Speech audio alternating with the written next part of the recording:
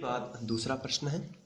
इसके भी हमें मूल ज्ञात करना है और इसके पहले हम लोग पहला क्वेश्चन कर चुके हैं और उसके हमने मूल ज्ञात किए थे। इसके बाद ये सेकंड क्वेश्चन है और इसके भी हमें मूल ज्ञात करने हैं। तो सबसे पहले जो हमें दिया गया है समीकरण उसको हम लिख लेंगे। तो ये समीकरण हमें दिया गया है। अब इसके बाद हमें इसको सॉल्व करना है। तो इसे हमें रैखिक समीकरण बनाना है। सबसे पहले तो वर्ग समीकरण बनाना है और ये बटे के रूप में है और हम चाहते हैं कि इसे इस रूप में बनाया जाए। कोई भी रूप हो सकता है लेकिन उसमें 3 पद होने चाहिए, एक में 2 की घात होनी चाहिए, बराबर में 0 होने चाहिए, एक लीनियर इक्वेशन होनी चाहिए, बटे में कोई भी संख्या नहीं होनी चाहिए। तो हम इस वाले समीकरण को इस रूप में बनाना चाहते हैं लेकिन अभी ये हमारे उस रूप में नहीं है। तो हम इसको क्या करेंगे आइए देखते हैं। सबसे पहले हम इन दोनों का एलसीएम ले लेंगे इतने वाले पक्ष का। तो x+4 और x-7 दोनों का एलसीएम आएगा दोनों ही। तो इसको हम यहाँ पर नीचे लाइन खींचेंगे और दोनों को लिख देते हैं। x+4 और x-7 ये दोनों आपको लिख लेना है।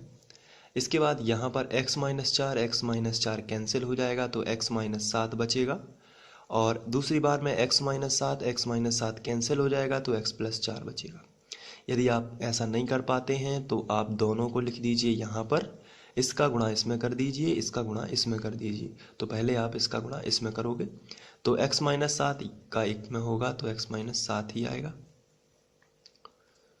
इसके बाद यहाँ पर लगा है माइनस तो आप यहाँ पर माइनस का चिन्ह लगाओगे, फिर इसका गुणा इसमें करेंगे तो आएगा x+4।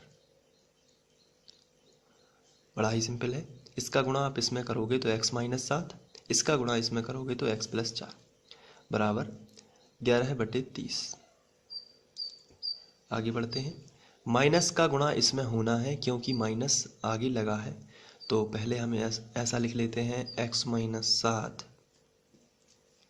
फिर माइनस का गुणा इसमें करेंगे तो आएगा -x और प्लस माइनस का -4 बटे ये दोनों हैं तो इसका हम गुणा कर लेंगे। x का गुणा x में करेंगे तो आएगा x², x का गुणा x में सबसे पहले तो x², x का गुणा 7 में तो -7x, इसके बाद 4 का गुणा x में तो 4x, प्लस माइनस का माइनस और 7 चौके 28 बराबर 11/30। इसके बाद यहाँ पर प्लस का x और माइनस का x कैंसिल कर देंगे तो -7 -4 -11 और बटे में बचेगा x²। -7x में से +4x चले जाएंगे तो -3x बचेंगे और -28 बराबर आएगा 11/30। अब आपको गुणा करना है।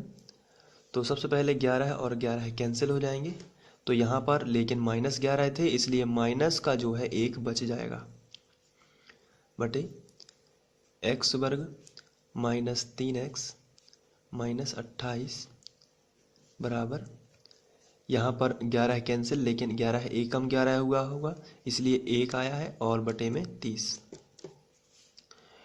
अब हम तिर्यक गुणा कर देंगे यहाँ पर।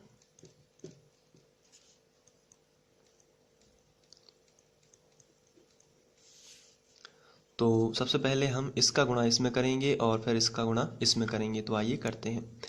तो x² 1 में होगा तो ये ज्यों का त्यों आ जाएगा, -3x -28 बराबर 30 एकम 30 -30 आएगा।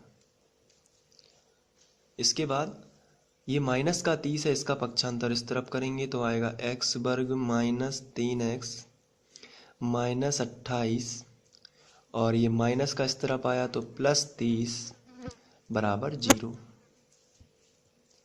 इसके बाद x² -3x इसको ज्यों का त्यों लिख लेते हैं और प्लस का 30 है माइनस का 28 है यानी +2 ज़्यादा है तो +2 बचेगा बराबर 0। अब इसको हम सूत्र विधि से या गुणनखंड विधि से हल कर सकते हैं। तो आप चाहें तो यहाँ पर गुणनखंड विधि का यूज भी कर सकते हैं, क्योंकि हमें पर्सनली कहा नहीं गया है कि कौन सी विधि से करना है, हमें केवल मूल ज्ञात करना है। तो मैं यहाँ पर गुणनखंड विधि का इस्तेमाल कर लेता हूँ। गुणनखंड विधि में आखिरी वाली संख्या का गुणा पहली वाली संख्या में करना होता है, यानी एक्स वर्ग के गुणांक में। तो यहाँ पर तो एक्स वर्ग का गुणांक जो है वो एक ही है, तो 2 का गुणा 1 में होगा तो 2 ही आएगा।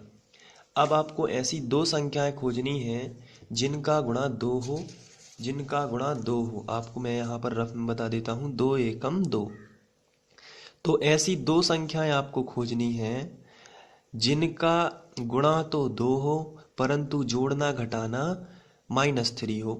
तो आप यहाँ पर देख सकते हैं ऐसी कौन कौन सी संख्याएं हैं जिनका गुणा 2 होता है। 2 एकम 2 होता है ना, लेकिन यहाँ पर -3 चाहिए, इसलिए जोड़ने में तो आप -2 कर दीजिए और -1 कर दीजिए। तो यदि आप इन दोनों को जोड़ते हैं तो -3 आ जाता है। तो ये जो -3 है, ये इनका यदि गुणा करेंगे तो -2 -1 तो माइनस माइनस का प्लस आ जाएगा और 2 एकम 2 भी हो जाएगा। तो हमारी संख्याएं होंगी -2x -x। तो यहाँ पर हम लिख देंगे x वर्ग -2x -x। ये 3x की जगह पर आपको लिख लेना है, फिर प्लस लगा है तो प्लस लगा के ये 2 ज्यों का त्यों बराबर 0। इसके बाद आप देख रहे हैं कि यहाँ पर 4 पद बन चुके हैं, 1 2 3 4। तो आप दो दो में से कॉमन निकालोगे, तो इन दो पदों में से आप अलग कॉमन निकालोगे और इन दो पदों में से आप अलग कॉमन निकालोगे। चलिए देख लेते हैं दोनों पदों में क्या है जो उभयनिष्ठ है। यहाँ पर x है, यहाँ पर भी x है, यहाँ पर 2 है लेकिन यहाँ पर 2 नहीं है, केवल x ही कॉमन निकल रहा है। तो आइए हम x कॉमन निकाल लेंगे। यहाँ पर 2 की घात है, अगर हमने एक x कॉमन निकाल भी लिया तो एक तो बच जाएगा, क्योंकि यहाँ पर 2 की घात थी। माइनस लगा है तो माइनस, यहाँ पर x है, ये पूरा का पूरा x बाहर निकल गया तो केवल क्या बचा, 2 बच गया। यहाँ पर माइनस है तो माइनस कॉमन तो आएगा ही, और यहाँ पर x है लेकिन यहाँ पर x नहीं है, यहाँ पर 2 है लेकिन यहाँ पर 2 नहीं है। कहने का मतलब दोनों में कोई भी संख्या ऐसी नहीं है जो कॉमन है।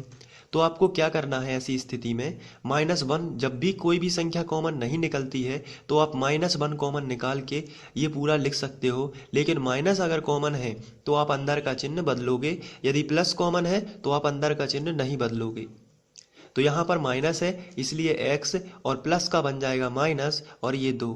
और यदि आपको फिर भी कुछ भी समझ में नहीं आ रहा है तो आप क्या करोगे, ये वाला ब्रैकेट यहाँ पे लिख दोगे तो भी एक सा ही रहेगा, क्योंकि ये दोनों ब्रैकेट समान रहते हैं, तभी आपका क्वेश्चन का हल जो है जो सही माना जाएगा। अब यहाँ पर 2 जगह ये लिखा है, आप इसमें से उभयनिष्ठ निकालोगे यानी कॉमन निकालोगे तो x -2 दोनों में से कॉमन आ जाएगा, या फिर ये 2 जगह लिखा है तो आप इसको एक जगह लिखोगे और जो बाहर है उसको अंदर लिखोगे, x -1 ब्रैकेट में बराबर 0। आप चाहें तो यहाँ पर इम्प्लाई जेड का इस्तेमाल कर सकते हैं एग्जाम में। इसके बाद हम 2 ब्रैकेट लिए हुए हैं, अब दोनों के बराबर हम 0 लेंगे, यानी x -2 बराबर 0 या x -1 बराबर 0। आपको इस कोष्टक के बराबर भी 0 ले लेना है और इस वाले कोष्टक के बराबर भी आपको 0 ले लेना है। इसके बाद माइनस का 2 इस तरफ आ जाएगा तो +2 आएगा, और यहाँ पर जो माइनस का 1 है इस तरफ आ जाएगा तो +1 आ जाएगा। तो इस तरीके से हमें 2 मूल प्राप्त हो जाते हैं, 2 और 1। तो अतः दिए गए समीकरण के मूल, दिए गए समीकरण के मूल कितने होंगे, 2 और 1 होंगे। तो इस तरीके से आप इसको आसानी से सॉर्ट आउट कर सकते हैं। आप चाहें तो इसको नोट भी कर सकते हैं, और नोट करने के लिए आपको मैं पहला स्क्रीनशॉट देता हूं। यहाँ पर आप यहाँ से एक स्क्रीनशॉट लेकर इसको नोट करेंगे। इसके बाद ये सेकंड है और ये थर्ड है, तो आप अपने नोट्स में से लिख सकते हैं। Thank you.